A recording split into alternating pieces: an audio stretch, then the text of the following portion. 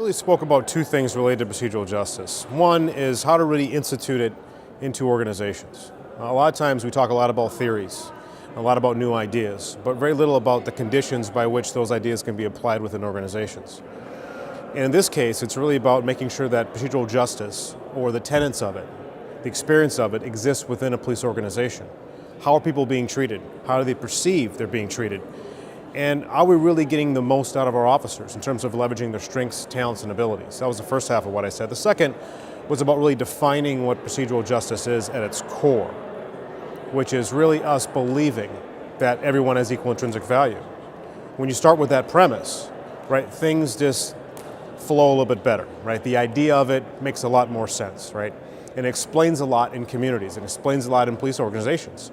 Because what we mean by equal intrinsic value is not just you as a human being, what you mean here on earth, but it's really about your value to society, your value to an organization. It's that perception that I think shapes a lot of decisions and a lot of encounters, both inside the organization and out.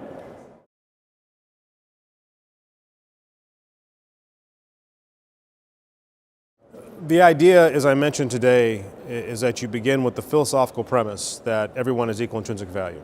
Let's start there.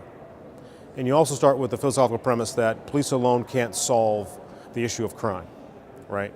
That it has to be one that's collectively addressed by understanding the conditions in which crime exists and then working collaboratively to address those conditions, right? And so this is a means in which to do that.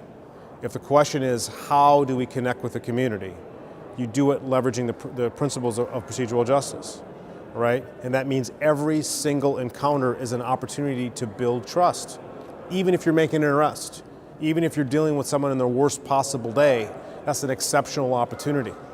And that's the point, right? So if you believe that people have equal intrinsic value, both inside the organization and out, you use the tools of procedural justice, and you engage people in that manner, and you see the goal is addressing those conditions that contribute to crime and disorder, you're going to see that police departments have a higher level of effectiveness. That's what we're talking about.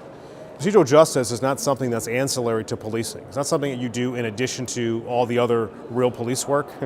It is actually defining our effectiveness. It's enabling us to be more effective in our rightful role in this country.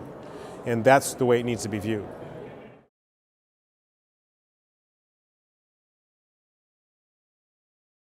I believe that the future of policing has to be firmly rooted in understanding what our role is rightfully, and I believe it's to protect this democracy. And other people have made this same statement. But it's also right to create a better community. Right? Our role is not simply to go about the task of administering law enforcement. That to me is the disconnect. Right? If people believe that our role is to go about the perfunctory task of responding to 911 calls, then we're missing the point. What procedural justice and the whole notion of police legitimacy has brought to the forefront of the conversation is addressing what it is we're actually here to do, right?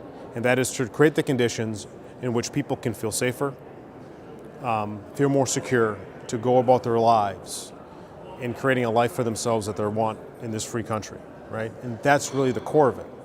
And law enforcement is one tool.